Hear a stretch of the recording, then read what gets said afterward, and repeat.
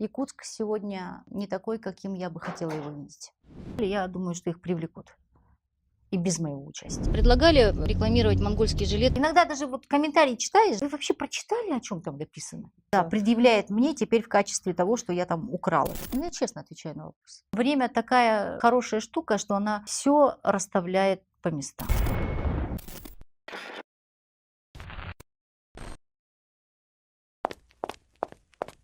Как вы отдыхаете? Я отдыхаю, я играю с собакой, смотрю кино, гуляю. Ну, какие-то такие очень обычные вещи. Какое кино смотрите? Ой, все подряд смотрю. Очень люблю комедии. Ну, потому что надо немножко переключаться. А сериалы? Сериалы не все. Не все. Ну, самые любимые. Ой, ну я с удовольствием смотрела когда-то раньше про доктора Хауса, потом смотрела элементарно. Недавно смотрел. Я забываю еще названия, они же такие. В общем, смотрю периодически. Но я смотрю короткие сериалы. Не могу смотреть несколько сезонов подряд. 14 сезонов — это не ваша история, Нет, да? один сезон максимум. И то, чтобы желательно серии не перетекали одна в другую сюжет, а чтобы каждая серия имела собственный сюжет.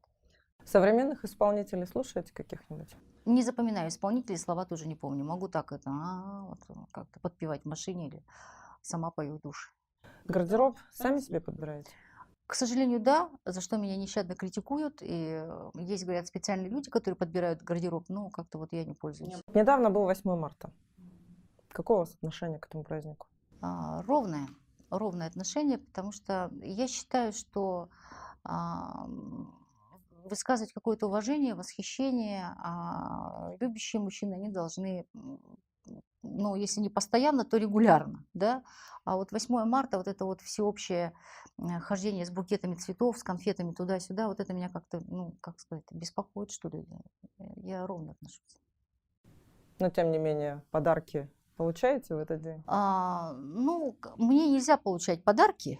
Не, я от близких имею в От виду. близких, ну, какие-то поздравления, открытки, цветы, вот как-то так. Мы не зацикливаемся на это. А вообще самый крутой подарок, который вам когда-либо дарили? Мне мои друзья подарили картину, значит, которая мне очень нравится, и я ее вижу каждое утро, когда просыпаюсь. Вот я считаю, что это очень, очень хороший подарок. Как вы считаете, престижно жить в Якутске? Думаю, что честно, пока, конечно, наверное, не очень с точки зрения существующей здесь инфраструктуры, климата, может быть, да, но я думаю, что то, как ты живешь, зависит от твоего собственного отношения.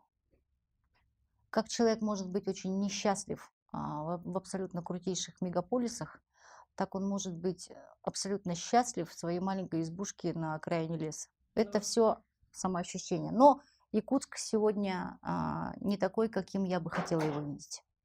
Ну, я честно отвечаю на вопрос. Ну, то есть вы про то, что нужно смотреть позитивно. Безусловно. То есть, когда мы говорим о таких совершенно урбанистических вещах, как там дороги, теплые остановки, удобный общественный транспорт и вот эти вот все вещи, то да, с этой стороны он пока не очень, да. Мне нравится жить в Якутске, потому что это мой дом, я здесь выросла, здесь был мой детский сад, здесь живут мои родные, как бы я не представляю себе места лучше. А дочь у вас, я так понимаю, Она живет в Москве? Москве, да. Давно? Давно. Она уехала учиться, так вот получилось, что она там осталась, вышла замуж. И понятно, что я не могу заставлять уже своего зятя приезжать и жить в Якутске, поэтому они живут там, где они выбрали. То есть и учиться в Якутске не очень престижно? Я сама выпускница университета нашего, тогда еще ЕГУ, а сейчас ЦВФУ. Не считаю, что это плохое образование. И сейчас? Ну, сейчас я не учусь, не могу судить, но выпускники, которые к нам поступают на работу, выпускники СВФУ сейчас вот этого, они очень бывают достойные ребята. Кстати, по какому принципу набираете сотрудников? Значит, стараемся проводить открытые конкурсы, либо же замещение внутри отделов. Назовите, пожалуйста, 5 самых важных качеств Вероники Высоких. Вероника Высоких. А почему Вероника Высоких? Просто интересно. Вероника Высоких очень стабильный человек, она очень уравновешенный человек. Несмотря на то, что многие со скепсисом относятся к участницам, а тем более победительницам разных конкурсов красоты, есть определенное клише в сознании людей, что если человек там титулованная красавица, то обязательно как бы или глупая, или еще что-нибудь такое. Но как бы и вы являетесь примером того, что абсолютно ложный стереотип. Поэтому она, конечно, она умна, очень исполнительна. И самое главное, что она профессионал в деле туризма, этого отрицать никто не может. Не знаю, 5 я сказала или 6. Как утро мэра начинается, кстати? Утро мэра, ну, оно начинается где-то в районе 6 утра, ну, иногда 5:30, иногда 6. Потом я завтракаю, потом еду на работу. В понедельник я работаю с 7, потому что у нас по понедельникам с 8 утра планерка, 1 час, городская, со всеми службами. И я приезжаю в 7, делаю какие-то записи, проверяю документы, ну, готовлюсь к совещанию. Делаю какие-то звонки в 7 утра. Ну, наверное, какому-то определенному кругу Да, лиц, которые вы готовы готовы, ответить в 7 которые утра. воспринимают, да, звонки в 7 утра. Я очень извиняюсь всегда, ну, как бы, надо выяснить. А вот Инстаграм, да, ну, насколько мне показалось, ну, и все так это тоже, видимо, понимают, вы его сами ведете. Да, я веду сама его. Он у вас как бы, как что? Как инструмент рабочий? Безусловно, потому что, ну, вот надо мной недавно кто-то пошутил в Твиттере, я уже не помню, поймала случайно, что Авксентьева, значит, таргетинг устроила на мусорных баках 17-го квартала. Это, говорит, вообще... Или, нет, на встречах жителей по земельным вопросам. То есть я Инстаграм использую немножко как бы в других целях. И для меня, конечно, это моя такая персональная диспетчерская. Важно держать руку на пульсе, узнавать, обмениваться мнением. И я получаю отклики на то или иное решение, что да, это правильно или нет, мы это не поддерживаем. Конечно, тут не то чтобы статистическая погрешность, тут вообще все очень приблизительно. Ну да, тут же нельзя на этом, интуитивно, наверное, конечно, можно. Нельзя на этом, конечно, прямо строить какие-то серьезные там гипотезы и выстраивать там мотивацию, но в качестве вот дополнительного инструмента использовать, безусловно, полезно. Реакция происходит мгновенная. Мгновенно, и иногда не стесняясь в выражениях, совершенно как есть. И это правильно, чтобы не терять связи с реальностью, вообще быть в адеквате. Ну, а ленту вообще смотрите? То есть, ну, вот понятно, вот, что вы как бы даете обратную связь, да, отвечаете там, или, допустим, где-то что-то вот, а смотрите ленту? На кого вы подписаны, вы кого читаете? Я читаю новостные вот эти паблики. Новостные паблики. Конечно, иногда раздражает, но вот все, кто там бывает в Инстаграм, знают, что очень много пиццы, суши, там еще чего-то, да. Ну, в принципе, вот стараюсь за новостными пабликами следить и подписана на некоторых людей, которые мне интересны. А рекламу вам не предлагают?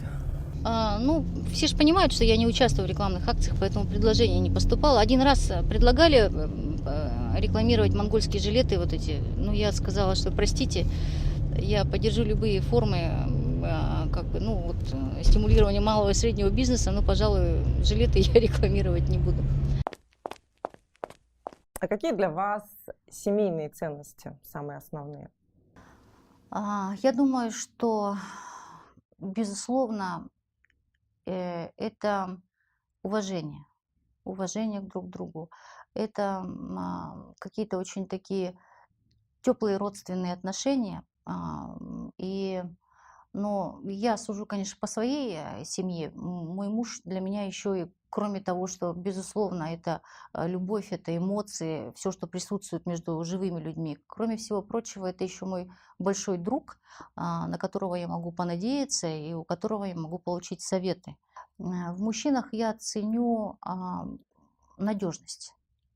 Надежность, и когда ты знаешь, что вот он, как сказал, он так и сделает. Женщина должна чувствовать себя защищенной, женщина должна чувствовать себя любимой, женщина должна чувствовать определенную вот как бы ну, стабильность и защиту. Мужчина, я думаю, что должен чувствовать тепло, безусловное тепло, понимание, потому что все равно, мне кажется, мужчины даже когда они очень взрослые, они все равно как мальчики.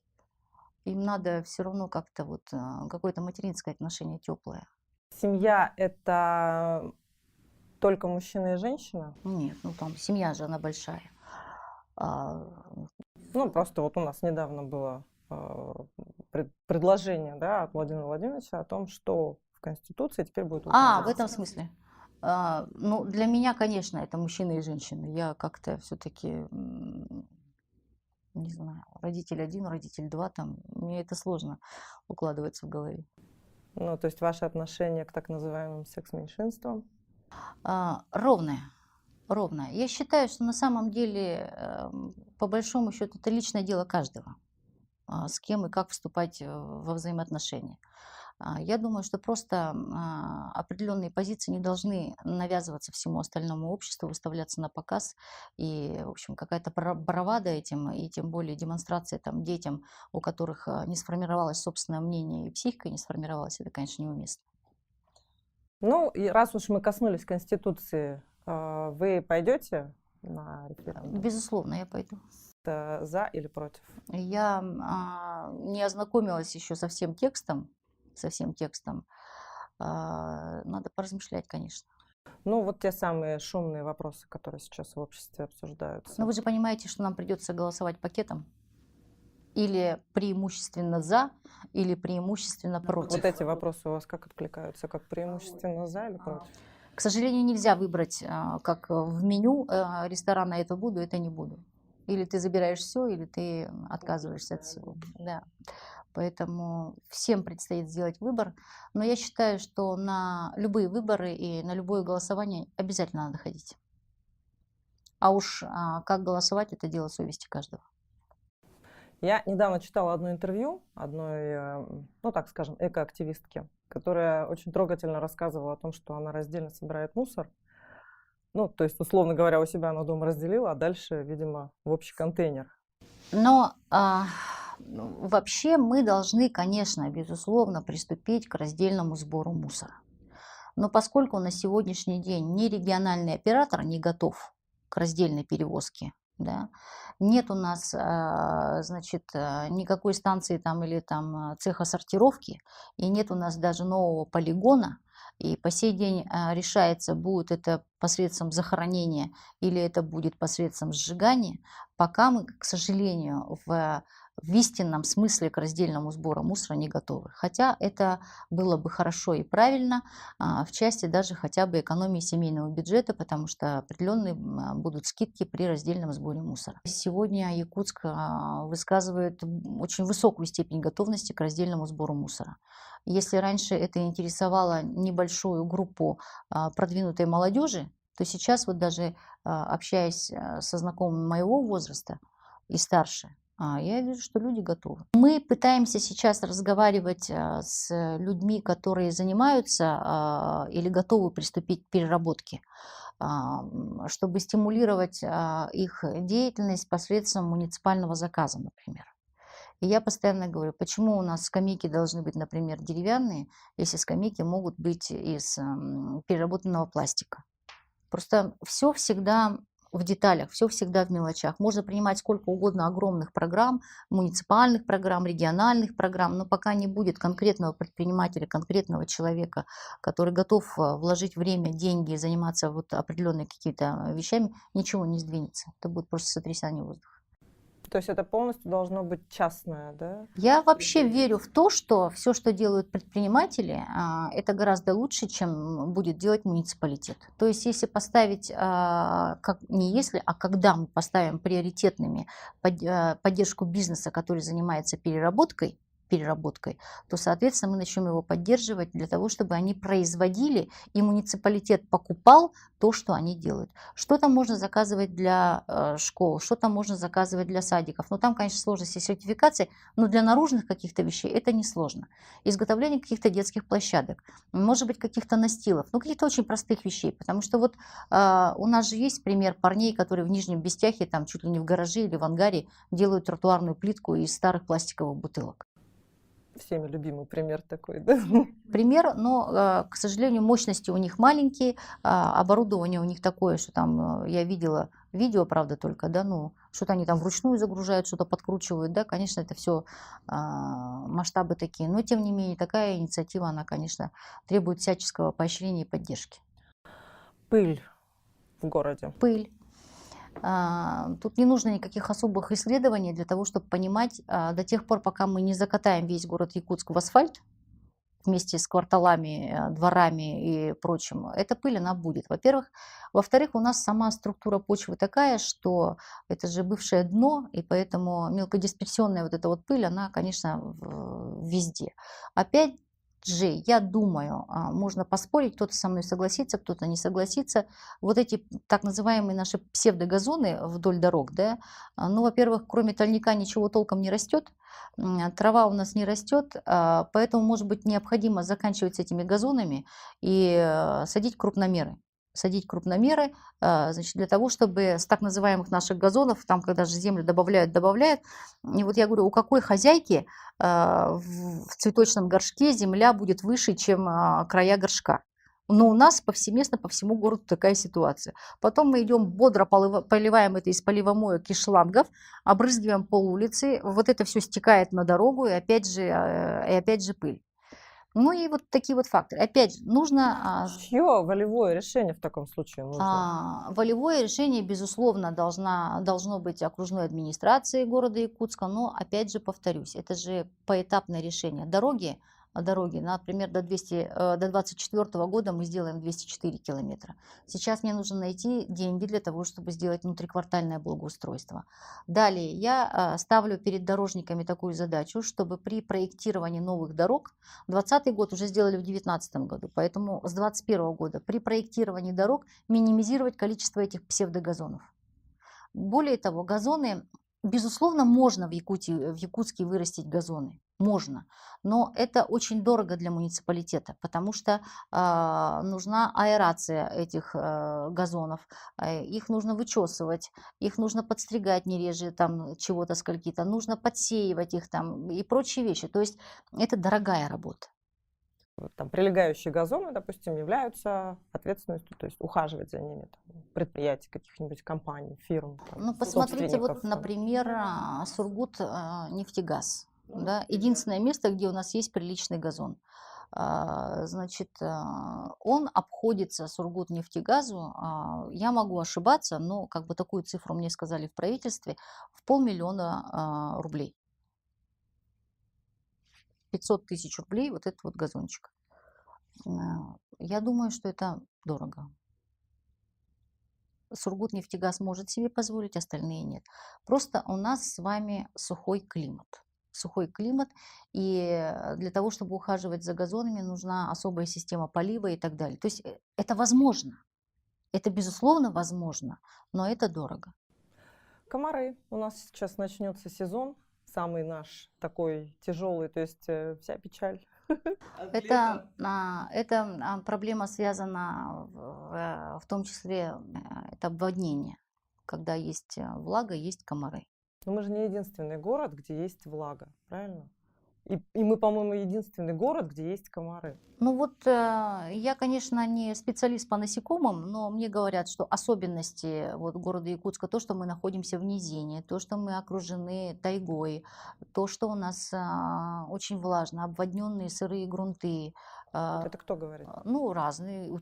Те, кто ответственен за этот вопрос? Нет, это ученые, с которыми мы разговариваем. Да? Поэтому вот это все, к сожалению, и я, кстати, вот обращаю внимание, что их становится больше. У меня есть такое ощущение, что их становится больше. Раньше их как будто было меньше. Ну, как говорят, что раньше и коровы летали. Да мне кажется, один комар это уже вот прям вот если он в комнате. Это прям проблема. Ну, что я могу сказать? Сетки от комаров. Ну, то есть на повестке нету, да, вообще И пока такого? нет. Я думаю, что когда мы решим проблему вообще в целом уборки в городе, значит, уберем эти заболоченные места, заасфальтируем, приберемся, подсушимся, систему водоотведения сделаем, автоматически ситуация должна улучшиться. Алкомаркеты. Вот, ну, на каждом углу. Шанс. Что там у нас? Больше, меньше. Ремикс. Зачем это? Это спаивание? Я не могу сказать, зачем это, но, как сказать, на сегодняшний день их месторасположение не противоречит действующему законодательству, к сожалению.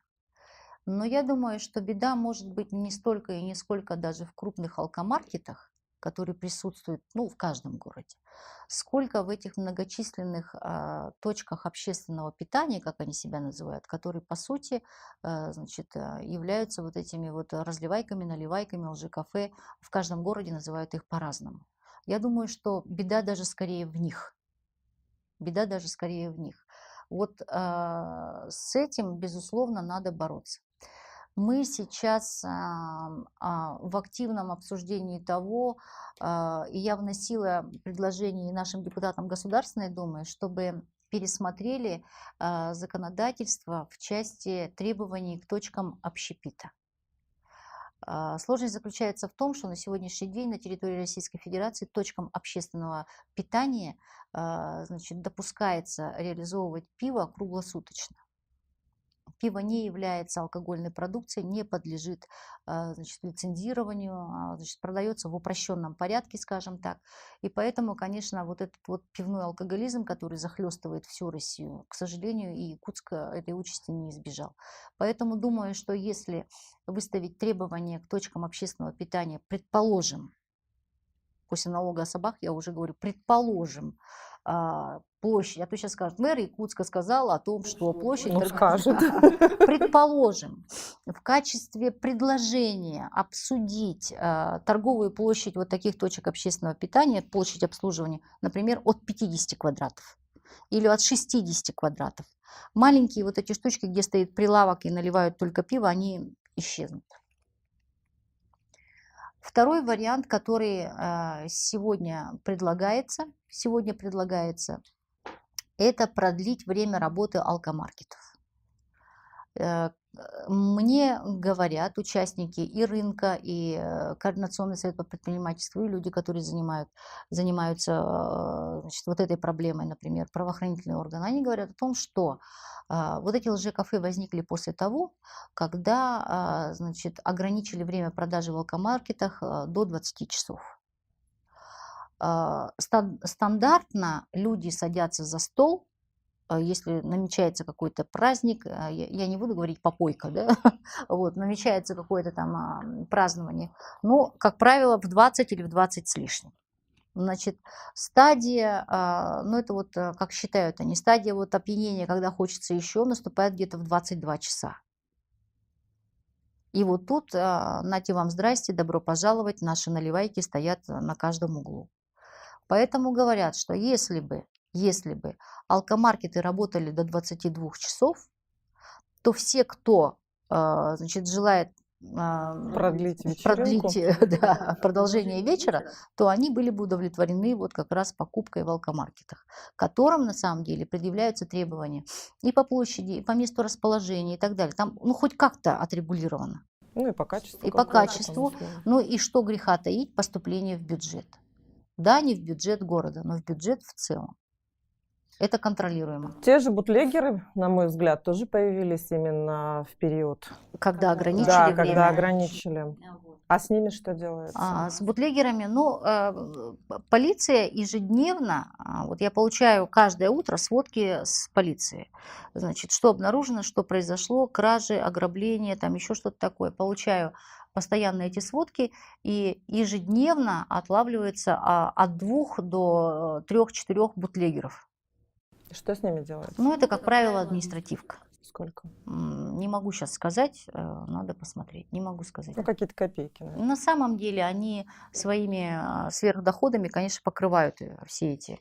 И даже те индивидуальные предприниматели, либо же вот лжекафе, у которых находят мелкие нарушения, там пытаемся комплексные проверки делать, Роспотребнадзор со своей стороны, да, предположим, пожарные ходят, там еще кто-то ходит, там проверяет. Ну, там какая-то мелочь на самом деле. А потом начинается всеобщее возмущение о зажиме мелкого и среднего бизнеса.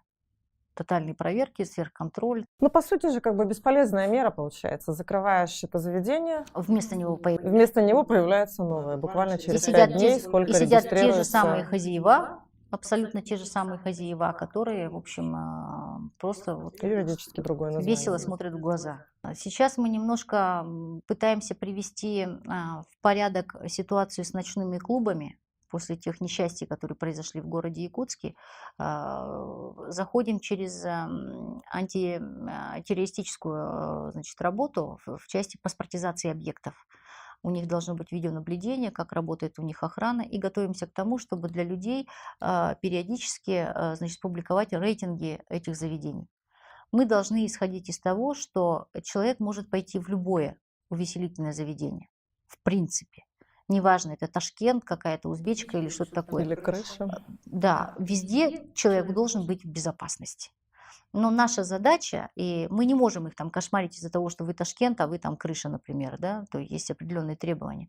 Но вместе с тем мы можем, публикуя такие рейтинги безопасности этих заведений, основанные на каких-то очень объективных вещах, которые можно посчитать, пощупать и, значит, убедиться в том, что это действительно так, дать людям информацию, где безопаснее. На основе чего будет оцениваться Мы, значит, заведение? сейчас совместно с Ассоциацией гостеприимства, рестораторов гостеприимства, значит, создаем сейчас чек-лист, в котором будет указано, значит, есть ли система видеонаблюдения, значит, какие службы привлечены к охране, значит, какой стаж работы охранного предприятия, контролируется ли, значит, зона обслуживания, контролируется ли торговый зал, танцевальная площадка и так далее. То есть количество охранников тоже имеет значение.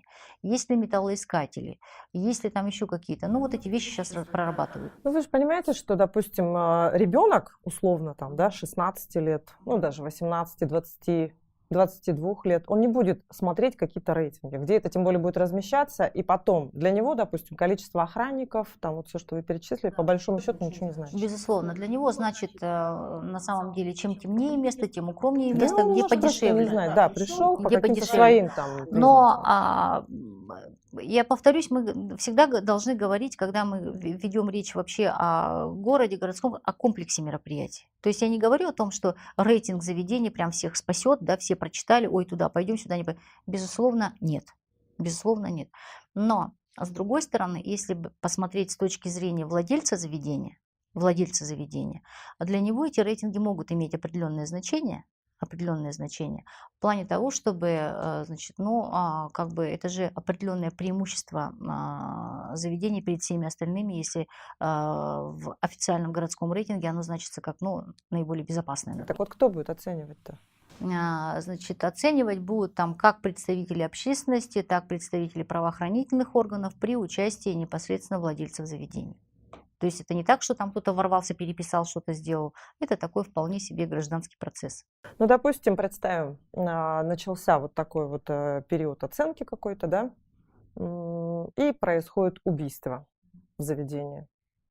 А у заведения, к примеру, был высокий рейтинг. Он обнуляется? Ну, безусловно, безусловно. А сколько смертей нужно, чтобы заведение закрылось? Я думаю, достаточно одной большой драки на самом деле.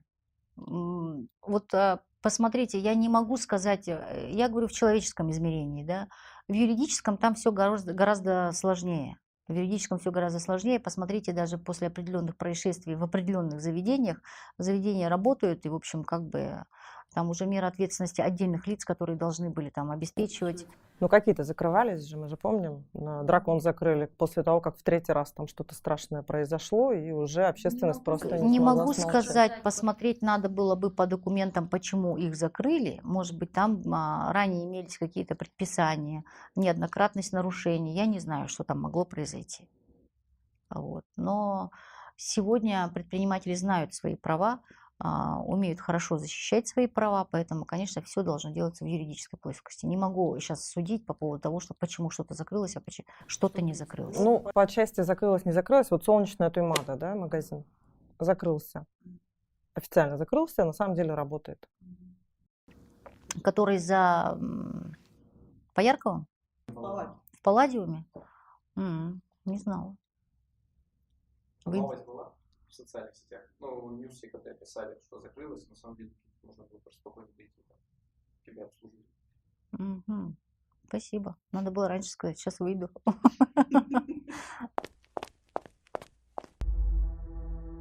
В маленьком-маленьком городе, в маленькой-маленькой квартире жила одна девушка, которая не ухаживала за собой дома.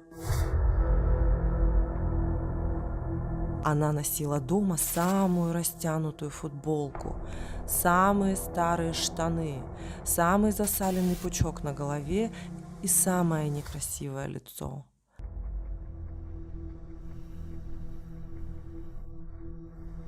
Однажды ей пришло сообщение от мужа. «Мне надоело видеть тебя такой.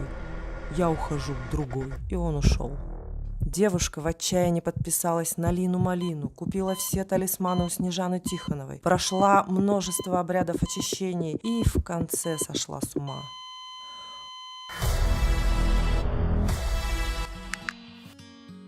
Не, ну это ужас, конечно. На самом деле, женщины сами допускают вот ту самую простейшую ошибку, которая приводит к таким последствиям. Почему? Потому что все самое лучшее – это из дома, все самое лучшее – это на работу, самое красивое – в ресторан, а дома растянутая засаленная футболка, жирные волосы, облупленные ногти. И тем более это крайне важно сейчас. Да, мы 24 часа в сутки находимся дома, когда на нас смотрит даже наше отражение в зеркале. Ну как можно вдохновляться, если мы видим вот это вот все? Нет, не вот это вот все, а то, что было там. Конечно, кто-то может подумать, не, ну а что, нам нельзя выходить, магазины закрыты, где все это брать? Для этого есть доставка. Я обратилась в Ресничка Косметикс, магазин, в котором найдется все, что вам нужно для того, чтобы ухаживать за волосами, за кожей лица, за кожей тела и декоративная косметика. Тут и парфюмированный крем, тут и пудра, патчи знаменитые, карандаши и тушь, маски, конечно же, куда без них, шампунь для волос, пенка для умывания и много чего еще. Ресничка Косметикс. Красота у тебя дома. Все ссылки в описании. Буквально 2 или 3 недели назад я ездила в Новосибирск, и встречались мы там все мэры сибирских дальневосточных городов. Ну, в рамках той, возможно, предстоящей реформы местного самоуправления, которую мы ожидаем. Проблемы у моих коллег, а это, как правило, мужчины, те же самые, что в городе Якутске. То есть это проблемы работы региональных операторов, так называемая мусорная реформа, которая началась в прошлом году. Это отсутствие понимания финансирования, значит, организационной структуры работы с бродячими животными. Это, значит, нехватка собственных доходов муниципалитетов, огромное количество полномочий, не подкрепленных деньгами. И если я стараюсь как-то подбирать выражения, значит, то там как бы никто не стесняется при закрытых дверях, и поэтому эмоции зашкаливают, и, конечно, тем не менее, многие ведь еще не приступили к работе в рамках мусорной реформы. Это же Якутия приступила. Значит, никто из них еще не приступил к работе по новой схеме отлов, стерилизации, вакцинации, выпуск в естественную среду обитания. Они мне говорят, ты что, уже начала? Я говорю, ну первые 21 собаку выпустила. А сколько у тебя их? Я говорю, 10 тысяч. Он говорит, сколько ты лет это будешь делать? Я говорю, я не знаю. Ну, в общем, как бы вот так вот на уровне вот И смех, и грех, как говорится, ну, вот такие вот очень простые вещи, которые на самом деле сказываются на жизни горожан. То есть они сидят и смотрят, как у вас это получится, да? Ну, нет, конечно, они тоже что-то пытаются делать. Ну, просто у меня спрашивают, как это, каково? Я говорю, ну, не каково, а каково. Ну, в любом случае, мы уже, естественно, как-то перешли в эту тему. Ну, обойти ее тоже, конечно, сложно.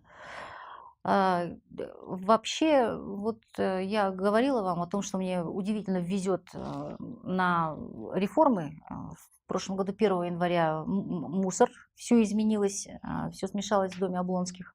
Значит, в этом году, значит, действие нового федерального закона.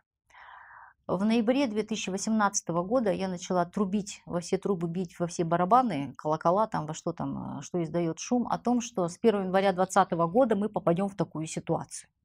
С ноября 2018 года, не будучи вангой, как говорится, да. Вот. Весь 2019 год я писала письма, обращала внимание, потому что, почему обращаюсь к правительству, потому что в соответствии с законодательством это полномочия субъекта, то есть это полномочия республики. Отдельным законом Республики Саха-Якутия они передают свои полномочия муниципалитетам. Это не проблема только города Якутска, это проблема всех. Значит, и вместе с полномочиями они должны передавать свои деньги. На сегодняшний день закон не принят о передаче муниципалитетам этих полномочий. Ни копейки из республиканского бюджета ни город Якутск, ни остальные муниципалитеты не получили.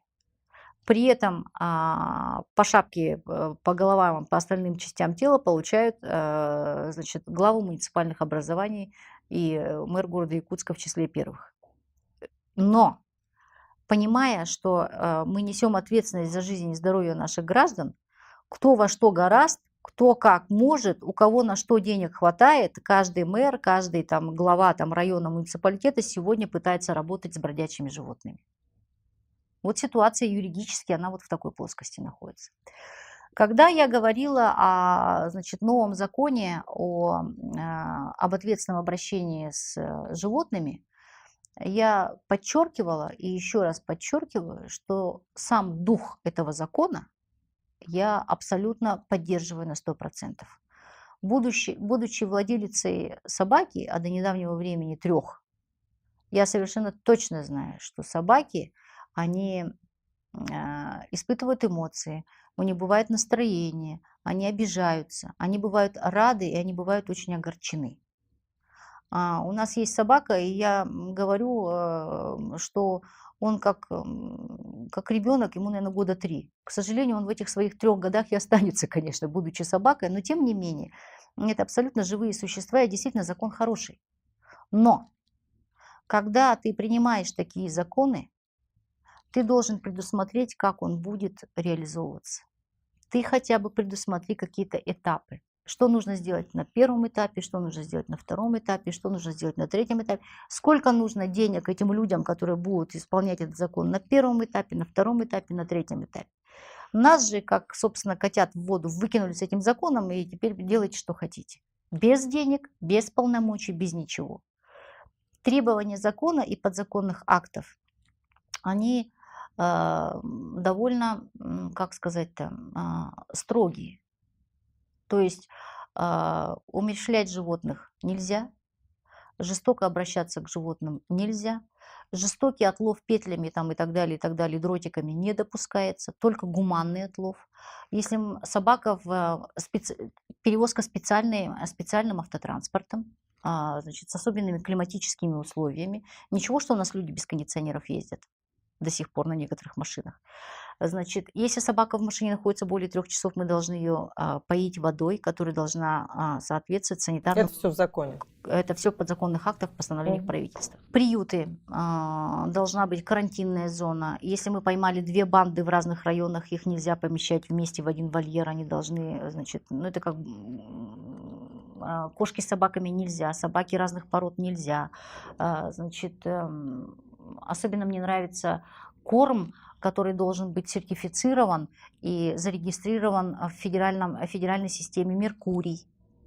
То есть объедками со школьных столовых или детских садов это уже не вариант. Значит, ну, медицинский осмотр, там чипирование, стерилизация, это все понятно. Следующий трогательный момент, что когда мы выпускаем, значит, стерилизованную, чипированную, вакцинированную собаку в естественную среду обитания. Для городских собак естественной средой обитания считается город. То есть город Якутск – это естественная среда обитания. У меня жители вопрошают: вы зачем собак обратно выпустили? Я говорю: закон такой. Что за закон такой? Я говорю: ну вот такой вот закон. И причем мы должны выпустить их в том месте, где мы их поймали.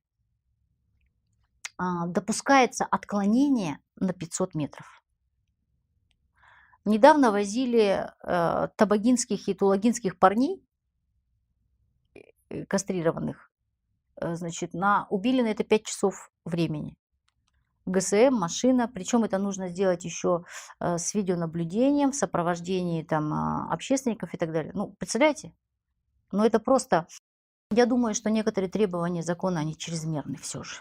В Стамбуле я в прошлом году видела, очень много собак по городу ходят, и они все чипированные. В Стамбуле я тоже это заметила. Значит, они спокойно лежат на лужайках, они спокойно... Но все-таки мы же понимаем, что Стамбул – мировая столица. Я думаю, что там другой уровень финансирования. Мы, например, я говорю: ну почему в Москве-то вот собак нет? Ну, Москва большой город, там много, значит, кормовой базы, много людей, которые, наверное, тоже выбрасывают собак. Значит, но мы увидели, что Москва ежегодно тратит порядка 940 миллионов рублей на содержание приютов. А там какое количество собак? Не могу сказать. Не могу сказать. Ну, то есть эта сумма только на приюты? Это только на приюты. 940 миллионов рублей. У нас наш город меньше тратит на питание детишек. Поэтому, конечно, вопрос финансирования стоит очень остро. Ну, какие-то подвижки есть в этом вопросе? Но, значит, сейчас Илтумен, правительство посчитало, в Илтумен внесли, что 87 миллионов, значит, с барского плеча на все муниципалитеты готовы выделить. И ни в чем себе не отказывай. Но при этом нет ни слова и ни копейки о строительстве приютов. А все-таки в условиях севера это капитальные строения. Потому что температурный режим должен быть не меньше 15 градусов. Будка должна быть, если она уличного содержания, метр на метр. Внутри должно быть не менее... Ну, понятно, очень много таких требований. Не предусмотрено приобретение спецавтотранспорта, ГСМ, коммунальные расходы на содержание приюта, расходы на воду, расходы на то есть все по минимуму. Поэтому даже принятие закона о передаче полномочий муниципалитетам, даже эти 87 миллионов на все муниципалитеты республики, они ситуацию в корне не изменят. Сколько нужно? Мы считали, что вместе со строительством приюта на первый год городу Якутску нужно порядка 146 миллионов рублей. А дальше? Дальше получается за вычетом строительства приюта около 100 миллионов в год. Потому что мы посчитали, значит, если проводить полный комплекс мероприятий, значит, собака должна пробыть в приюте 30 дней. И за эти 30 дней по расценкам на сегодняшний день ушло более 14 тысяч рублей на одну собачку в месяц. Это то, что вам господин Бурматов или Бурматов, я не знаю, как правильно фамилия наверное, произносится. Бурматов, да, предъявляет мне теперь в качестве того, что я там украла. Теперь, значит, Московская зоозащита на полном серьезе говорит, что нужно отправить в Генеральную прокуратуру, проверить там 70, куда мы украли и на что мы украли 79 миллионов рублей. Я долго думала, про какие 79 миллионов они говорят, что там украли в пункте передержки животных. Потом, значит, посмотрела информацию, какую мы предоставляли, что есть в открытых источниках, и поняла, что 79 миллионов рублей они считают расходы города Якутска на содержание пункта передержки животных за 2017, 2018, 2019 год. Да проверяйте, пожалуйста. Проверяйте, как бы тут совершенно никаких проблем нет. Все украли, всех убили, лопатой зарезали. Лопата у вас дома, вы сказали. Ну, это мой муж шутит, что у него потерялась лопата как раз. Это он так меня троллит. Ну, а по поводу того, что параллельно происходит на фоне вот этой проблемы, поведение зоозащитников, хотя вот то поведение, которое проявляется очень активно, экстремистское, я бы назвала, оно скорее свойственно зоошизе. и взять даже ситуацию с этой Златой Сычевой, вот все, что на данный момент. Вообще сейчас идет прокурорская проверка. Да, прокурорская проверка идет, но она сейчас Направлена она на что? направлена она на проверку значит, действий жилкомсервиса и действий ветеринарной службы республики вот в означенные дни. В означенные дни. Параллельно проверяют жилкомсервис на предмет финансово-хозяйственной деятельности. Я эти проверки всячески приветствую. И если вы заметили, успели прочитать, то я первой обратилась и в столичную полицию, и набрала прокурора города с просьбой незамедлительно начать проверку. Потому что я понимала, что ни мне, ни правительству никто не поверит, я имею в виду зоозащитников, и нужна какая-то третья сторона, которая может рассудить этот спор. Кто, как, в каких обстоятельствах действовал, на основании каких документов. Поэтому я жду результатов этой проверки. Когда они должны быть? Ну, я не могу сказать. Стандартные сроки у них же 30 дней, насколько я понимаю, поэтому я не могу вмешиваться в деятельность. Ну, когда закончит, тогда закончит. Время потребуется. Деятельность зоозащитников, ну, нужно сказать, что, конечно, то видео, которое распространялось, оно носит крайне эмоциональный характер. И, конечно, обвинения там, они всех убили, они там всех убили, посмотрите, у него кровь, а это же лежит наш Рон, этого же Рона потом они обнаруживают, он сейчас живой, здоровый, с паспортом, значит, за пределами пункта передержки находится. Ну, то есть очень много эмоций, очень много оскорблений. Но почему вы решили не обращаться по вот этому поводу, то есть по поводу оскорблений? Не думаете, что это могло бы в какой-то степени охладить или усмирить? Потому что то, что читаешь, это, конечно, дичь полная. Ну, дело в том, что я думаю, что, во-первых, это же отнимет очень много времени у тех же правоохранительных органов. Я заходила в эти аккаунты, которых пишут. Это же, представляете, там же тысячи сообщений. Они работают по таким направлениям. Правоохранительные органы, в принципе, очень немало людей, десятки людей нашего населения, имею в виду, да, и в основном, кстати, улусного населения, попадают за комментарии экстремистского содержания. Я читала. Почему тогда вот такие мы игнорируем? Вот смотрите, это касается моего отношения к этому, да, что я не буду обращаться. Но я знаю, что на сегодняшний день обращение есть. Ну, потому что, в принципе, может любой обратиться. Да, люди жалуются. Люди жалуются. Есть, значит, аккаунты с абсолютно нормальными фотографиями, именами, местом жительства, местом работы. Особенно как бы Facebook, он дает более подробную информацию. Над этими уже работают. Присоединяться к этому, я думаю, что надо просто подождать вот тех людей, которые уж явно там совершенно какие-то непотребные вещи писали. Я думаю, что их привлекут. И без моего участия. Время такая хорошая штука, что она все расставляет по местам. Оно все расставляет по местам. Правда, вещь очень упрямая, и она все равно вылезает на свет Божий и становится всем известна. Это же проблема, когда сначала сделают дорожное полотно, а потом начинают что-то искать, да? И вот есть вообще какое-то требования, да, к тем предприятиям или компаниям, которые вот в каком-то месте, да, роют. Безусловно. И потом, соответственно, асфальтовое покрытие, оно повреждено. Они обязаны его восстанавливать? Они обязаны его восстанавливать. Это было всегда, да, регламентировано? Это было всегда. Другой разговор, что службы, которые должны осуществлять контроль, ну то есть, предположим, какие-то работы были проведены зимой, асфальт зимой класть нельзя, весной все забыли. То есть И это вот так контролирующий да. уже орган. Поэтому будем усилять контролирующую часть, чтобы все эти работы, которые должны проводиться, они должны быть проведены. А что касается коммуникаций, у нас со стоком что-то У нас будет решаться? Первым делом, когда... С тем же проспектом, там же вот просто в море, Да, океан безусловно, превращается безусловно. после дождей летних. Водоотведения нет. Водоотведения нет. И поэтому там система водоотведения, ливневая канализация, так называемая, она обязательно должна быть, и она будет. Будет. И она будет. То есть вот в рамках той реконструкции, Да, которая предполагается, да, безусловно. Вот. В рамках вообще всех капитальных ремонтов улиц, которые происходят, везде делается сейчас система водоотведения.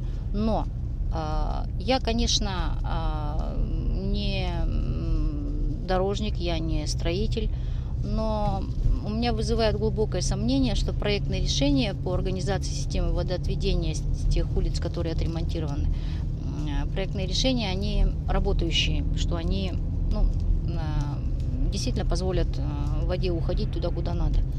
Поэтому весной будем проверять еще раз. Весной будем проверять. Но тут еще проблема какая? Она у нас вся разрозненная, она не объединенная. Да, я То есть сделали здесь. Я, значит, прошлой весной запросила себе карту водоотведения города Якутска.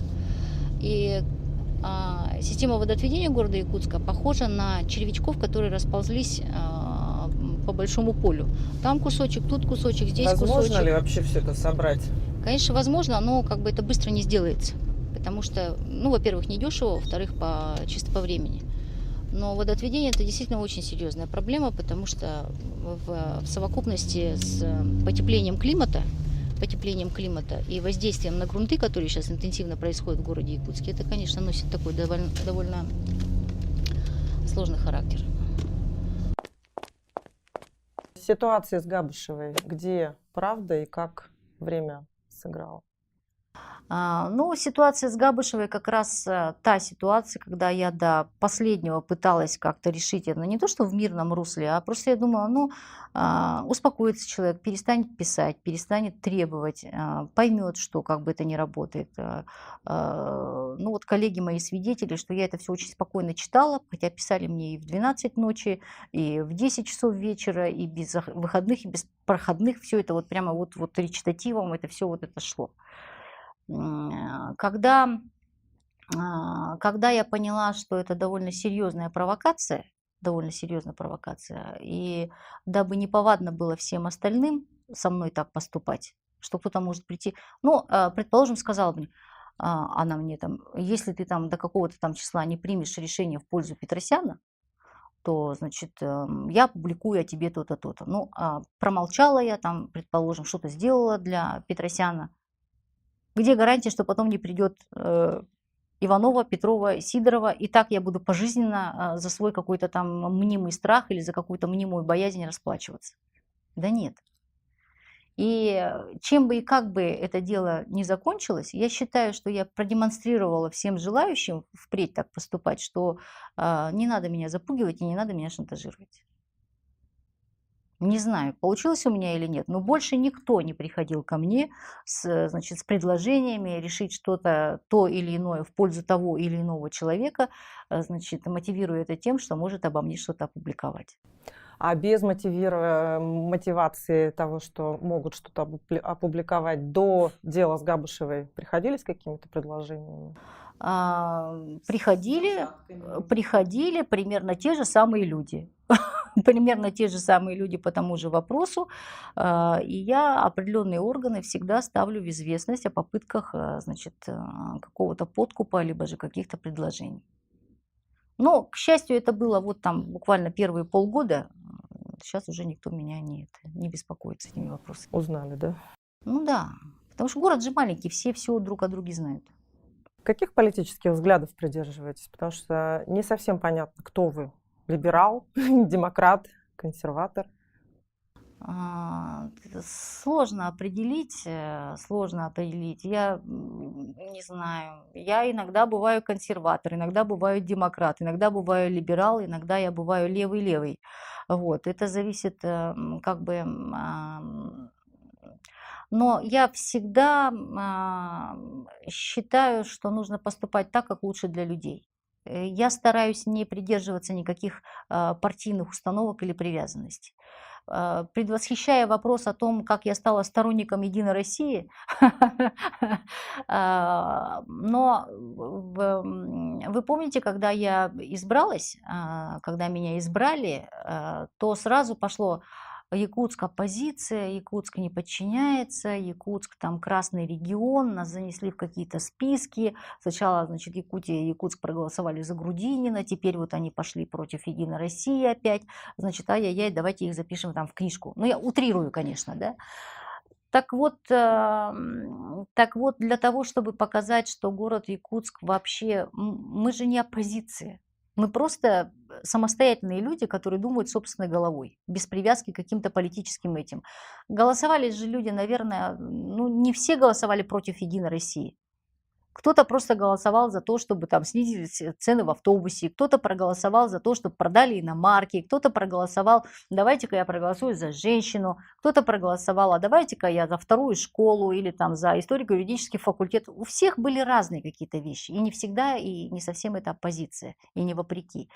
И поэтому, значит, когда мне сказали так, значит, надо определяться с ориентацией и прочими вещами, я говорю, ну хорошо, хорошо, хорошо. А кто вам сказал? Хорошо, значит, я говорю, хорошо, я стану сторонником Единой России, значит, и тем самым я продемонстрировала, что я не оппозиция и никаких деструктивных вещей, которые могут повредить там, там целостности, системе там, или так далее, я делать не буду. Ну, вы считаете, получилось?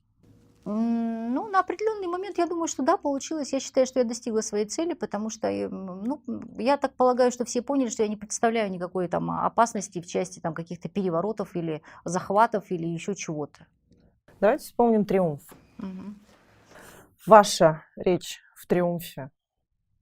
Какой смысл вкладывали в нее? Потому что некоторые люди подумали, что это призыв ну, к таким довольно экстремистским настроениям. Хорошо, что вы понимаете по-якутски. Вы, вероятно, слышали весь текст моего выступления от начала до конца. Вы понимаете, о чем идет речь. Поясню для всех остальных. Я вообще долго думала, идти мне туда или не идти. Я туда пошла, когда поняла, что там соберется очень большое количество разделенных людей, которых на самом деле официально туда пригласили. То есть это не сборище людей, которые там силой врываются там, значит, вот, в спортивный комплекс. Их официально пригласили. Люди возмущены какой-то ситуацией, правы они, не правы, я сейчас об этом не говорю, но они, значит, ждали определенных ответов на свои вопросы.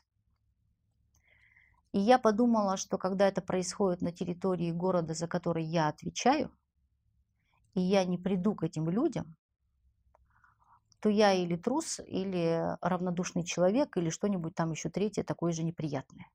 А я себя ни к тем, ни к другим, ни к этим не причисляю. Мне говорили, ты что, это небезопасно и прочие какие-то вещи, да, ну я подумала, ну что значит небезопасно? Всегда же есть люди, которые заступятся, если что. Ну, Наверное. да, вряд ли меня там будут бить там, руками или кулаками, там еще чем-то, хотя бы потому, что я женщина. Вот, и собралась и пошла. Ну, Пинигина, кстати, освистали. Там было очень напряженно. Я когда туда ехала, я не буду скрывать, мне было страшно. Хорошо быть женщиной, можно такие вещи рассказывать, и никто не засмеет, да? Но, как говорят, храбрость – это же не безумное бесстрашие, это преодоление страха. Вот. Я подумала, что я храбрый человек, я туда поеду. Я приехала, я еще по дороге думала, зачем ты туда едешь, зачем ты туда едешь? Когда я приехала и издалека услышала этот гул, мне как-то стало не по себе. Но когда я начала входить в зал, удивительнейшим образом люди стали расступаться, подталкивать впереди стоящих, пропустите ее. И я почувствовала, что мне ничего не грозит. Физически, мне лично, вот как человеку. Я хотела постоять внизу, но меня вот вытолкнули туда наверх, посадили за этот президиум. И я сказала, я ничего говорить не буду, я ничего не буду говорить, я только послушаю, и вот как бы... И вы помните, освистали одного, освистали второго, освистали третьего. И тут мне говорят, все, теперь ты. К доске пойдет. Но опять же, я ж не трус, я иду. И поскольку я не готовила никакой речи, не было никаких ни заготовок, ничего, я просто чисто по-женски подумала, что я должна сказать что-то такое, чтобы они поняли, что я их понимаю. И первая фраза, что да, я понимаю, что вот вы терпели, что вот мы терпели, я понимаю, она была сказана для того, чтобы они чуть-чуть умерили свой пыл и начали слушать, что им говорят. И потом мне уже объясняли, что ты что, где-то там курсы проходил, или что это психологический прием для того, чтобы тебя начали слушать. То есть это чисто для того, чтобы внимание обратить, и они как-то вот притихли. И на видео это заметно, что они притихли, они стали слушать. А дальше я уже говорила ровно тот текст, который я должна была проговорить, что я очень беспокоюсь вот за этих людей в первую очередь. Потому что если бы прошла какая-то вспышка, если бы недовольство заискрило, условно говоря, и произошел какой-то взрыв эмоциональный, они могли просто ринуться и устроить что-то нехорошее.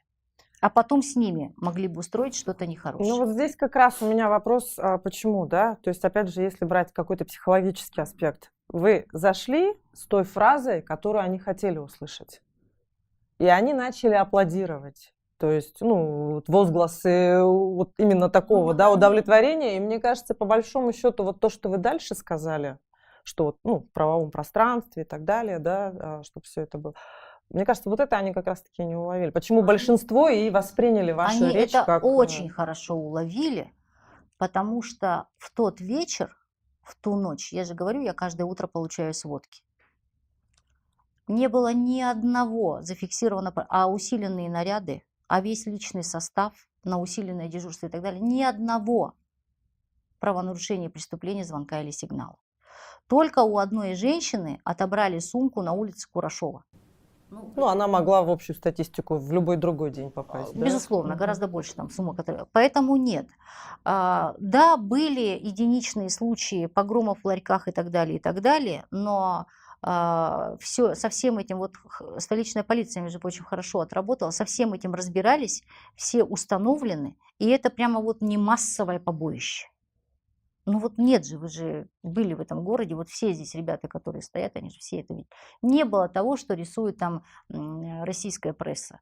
Опять-таки год назад. У нас как Не, ну понятно, то, что рисует российская пресса, это, конечно, немножко другое. Во-первых, понятно, может быть, для чего-то это им нужно, и, опять же, по-другому они воспринимают.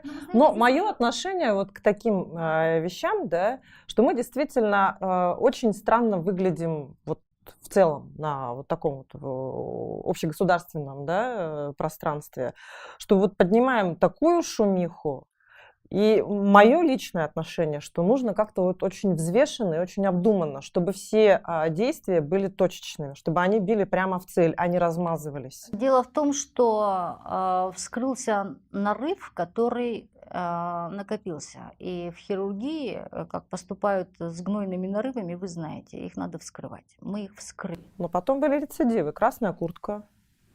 То есть это же последствия триумфа.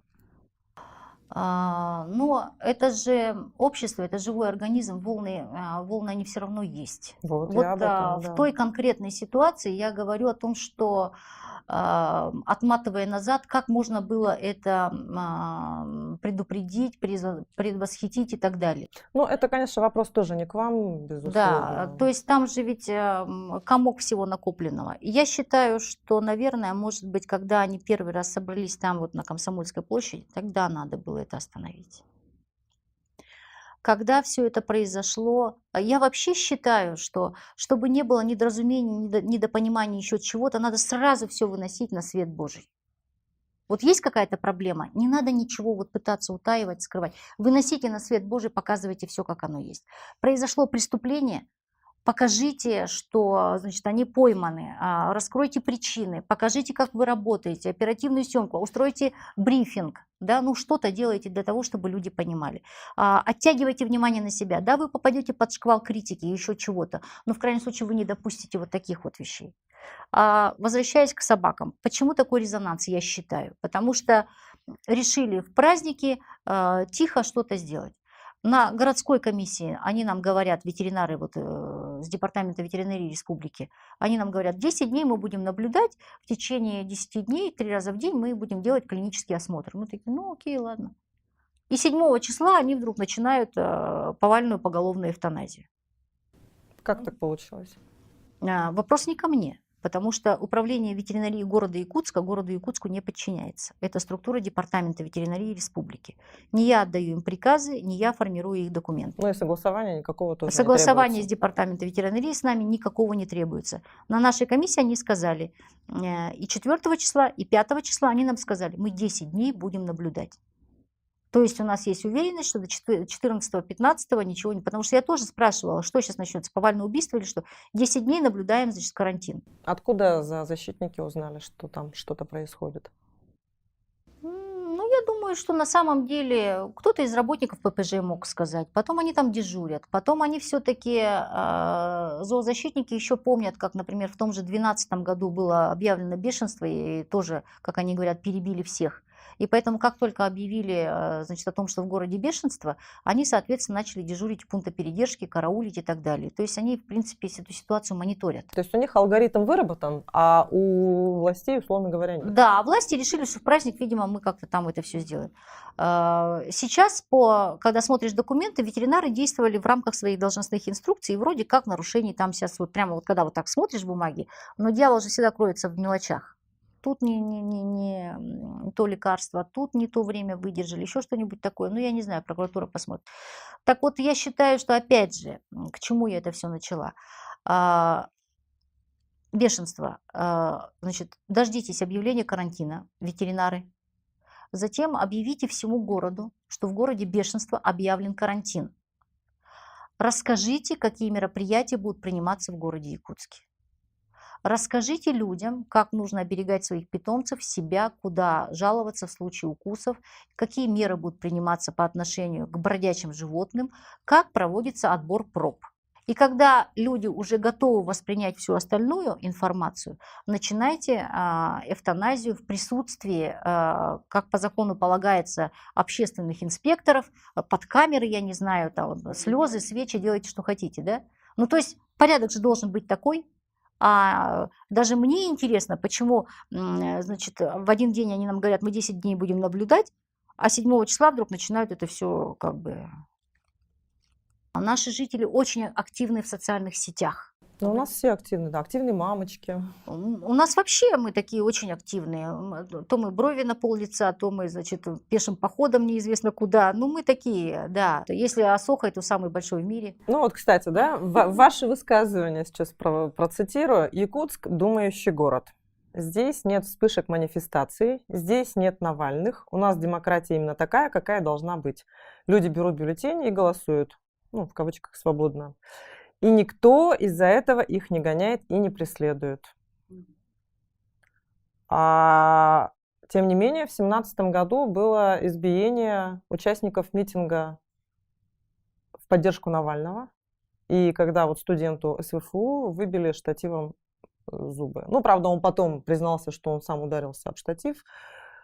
Ну, то есть это уже до того, как вы высказывались, такие вещи имели место быть. Но по отношению к тем митингам, которые, значит, вот были, я имела в виду, что мы не устраиваем каких-то... Все-таки организация Навального, по моему личному мнению, я могу ошибаться, это все-таки другая организация с другим финансированием и прочими вещами. И то, что дети выходят на манифестации, студенты выходят на манифестации, ну, там сколько их было человек? Ну, их там 30, по-моему. Ну вот, я-то говорила о массовых каких-то вещах, когда вот тысячами там выходят, забастовки, еще что-то Не, такое. ну студенты это вообще, в принципе, всегда была именно такая передовая прослойка, самая активная в любом обществе, которое перестроилось там лет 50-70, там сколько-то тому назад. На самом деле... И почему Навальный это плохо? Навальный это непоследовательно. Вот. Потом, ну, на самом деле, я думаю, что он, опять же, в наших якутских реалиях, да, ребята, которые выходят за Навального, они не сколько там за идеологию Навального, сколько они поддерживают те мысли, которые озвучиваются, засилие олигархов и еще чего-то. Поэтому ребята могут выходить совершенно какими-то чистыми помыслами. Да? Я не хочу сказать. Протестные. Ну, протестные. Но, видите, опять же, вы правильно говорите, что молодежь передовая. Молодежь, она высказывает это публично, ну пусть это даже 30 человек. Как поступил город Якутск? Я к чему это говорила, и цитата, да, из каких моих рассуждений она взята. Что, видите, никто не выходил долой ядро там, да, никто не выходил там долой Путина или еще там что-нибудь такое. Все сидели, ага, ага, да, да. Потом пошли там, проголосовали за Грудинина спокойненько. И никому ничего за это не было. Да, предположим, вычислений там, кто там голосовал, там что Ну, голосовал. есть же, есть. В СФУ это практикуется. Там прямо отчеты и с фотографией, селфи с бюллетенем, где ты показываешь галочку на правильной фамилии. Ну ладно, сейчас мы это обсудим про СВФУ. Значит, в 2018 году все там агитируют там за кандидата от «Единой России», я там где-то в резиновых сапогах хожу по дворам спокойно, да, ничего, все спокойно, ага. Пошли, значит, 9 сентября выбрали Авксентьеву. Без всяких вот, то есть без вспышек и без волнений, и без каких-то там серьезных дебатов. Я это имела в виду. Что касается студентов, то, конечно, действительно, это не зашоренные мозги, это люди, в которые еще не успели там ничего вложить и так далее. Поэтому эти дети, как, ну я говорю, дети с высоты своего возраста, безусловно. Для меня это дети. Эти дети как готовы открыто высказывать одинаково противоположные мысли, с другой стороны, и с другой стороны, они готовы пока еще подчиняться преподавателям, подчиняться, значит, старостам, комендантам, еще кому-то, и вот демонстрировать свои бюллетени, потому что это дети. И какими они станут впоследствии зрелыми гражданами, это от нас зависит в том числе. И я говорила о том, что в Якутске есть серьезная, вот, как бы на самом деле, правовая культура вот, выборов. Они могут проголосовать иначе. И Якутск демонстрирует, что он может проголосовать иначе, совершенно спокойно потом разойтись, докапывать свою картошку, без всяких вот этих вещей. Вот к чему я говорю о том, что думающие самостоятельно. Я часто бываю в 17-м квартале, часто бываю в Залаге. Это как, наверное, неправильно будет сказать, но что-то наподобие фиксированной идеи. Значит, есть какие-то такие пунктики, на которых мысль застревает, ну вот 17-й квартал. Вообще, конечно, глубокое сожаление вызывает то, что в свое время эти дома не попали в федеральную программу. Могли? Могли. Всего-навсего собственникам жилья необходимо было объяснить, что, ребята, вы напрягитесь, сейчас киньтесь по 2,5-3 тысячи рублей на, значит, обследование ваших домов и экспертизу. И через 3-4 года вы переедете в новые квартиры. Но неужели люди бы не до такой степени же здесь народ-то как бы... Почему этого не сделали? Ну, вопрос не ко мне. Вот. И они вошли бы в федеральную программу, и сейчас за счет федеральных средств они бы расселялись. Но, к сожалению, в свое время это не было проделано, поэтому так вот они и остались. Так вот они и остались. В этом году мы здесь несем 12 домов. Но, к сожалению, опять же, когда они включались в программу сноса до 2017 года, то есть сейчас под снос идут дома, которые были признаны аварийными до 1 января 2017 года. Это где? В какой части? Вот проблема заключается в том, что дома разбросаны по... то есть это не прямо соседние? Нет, ну по вот, состоянию, к сожалению, да? К сожалению, нет. Хотя стоило бы, наверное, значит, признавать аварийные поквартально, что мы сейчас и делаем. Сейчас мы за счет муниципального застройщика уже сами платим за инструментальное обследование, экспертизу и так далее. Поэтому эти дома снесем сейчас и посмотрим. И, значит, хотим наполнить муниципальную программу деньгами. Требуется на этот год порядка 200 миллионов рублей для того, чтобы начать строительство хотя бы 3 домов в этом квартале. То есть, ну, как здесь понятно, что первый шаг, он самый трудный, надо построить сначала дома, отселить туда людей там, из близлежащих домов, и дальше уже как бы пойдет полегче. Что сейчас с Владимиром Федоровым? С Владимиром Федоровым мы должны буквально встретиться или сегодня вечером, или завтра утром. Он занимается своим бизнесом, у него есть определенные планы, с которыми он пока не делился, но я думаю, что мы это обсудим. Ну вот ваша дружба, она прям дружба, или это был все-таки пиар-ход? Дружба – это все-таки что-то такое, что идет с детства, с юности, проверено годами. Поэтому в истинном смысле дружба мы, конечно, не можем друг друга называть друзьями. А как давно вы знакомы? Мы знакомы, наверное, где-то с года с 8-9. Мы знакомы, да, и с супругой я знакома, и с ним знакома. У нас очень добрые отношения, добрые товарищеские отношения. Ну вот это прямо вот дружбы. Я знаю, кто мои подруги, кто мои друзья, и это из детского сада, и это и со школы, это вот такое вот проверенное. Какой у вас формат общения с Айсеном Сергеевичем Николаевым? На самом деле он очень простой, нормальный, дружелюбный формат. Это и WhatsApp, это и телефонные звонки, это и цветы, и какие-то обычные там пожелания, поздравления. Значит, ну как-то совершенно вот как бывает у коллег. Почему тогда в народе, тем не менее, ваши отношения, ну, вот общение или там взаимодействие воспринимается как конкуренция? Вы сфотографировались в эконом-классе, Айсен Сергеевич потом сфотографировался где-то тоже в транспорте общественного пользования. Там. Ну вот что-то такое. Я искренне сожалею об этом и не понимаю сама, почему это происходит противопоставление. Хотя на самом деле это, я считаю, ненормально. Может быть, мы просто в чем-то очень разные. Начнем с того, что я женщина, он мужчина. Разные. Вот. И Но вы думаете, это важно на руководящих должностях? нет, это не важно, но это отличие, которое, конечно, кидается в глаза для начала, если мы говорим о различии. Поэтому, может быть, на разнице что-то строится. Кому-то кто-то нравится, кому-то кто-то не нравится. То есть столько же, как бы 50% совершенно меня не любят. Ну и что теперь, да? Вот она такая, она сякая. Противопоставление, я не знаю, откуда это пошло. Не знаю, почему это пошло, хотя мы вообще, наверное, в разных весовых категориях и ни разу не конкурируем, ничего подобного нет, и я не знаю, почему так происходит. Ну прям совсем ни разу. Не конкурируем? Да. Ну, конечно. Ну, возникают же какие-то такие моменты сравнения, кстати говоря, сравнения, да, хотя бы потому, что вы занимаете то кресло, которое ранее занимал Айсен Николаевич. Сравнения, я думаю, они неизбежны, но меня также сравнивают и с Михальчуком, также сравнивают и с Заболевым, и с Тамтосовым, всякий раз. Не, ну это прям совсем давно было. С Михальчуком довольно часто. Люди его помнят. И я в первый заход, когда работала, был Павел Павлович Бородин. Что значит первый заход? Это у меня третий заход. После университета, когда я закончила университет, в 93-м году я поступила на работу в администрацию города Якутск. Второй заход, значит, я была заместителем мэра, и третий заход мэром. То есть, когда говорят, в одну и ту же воду не входят, и входят, и выходят, и, как недавно про Куприянова сказали, замечательно купаются.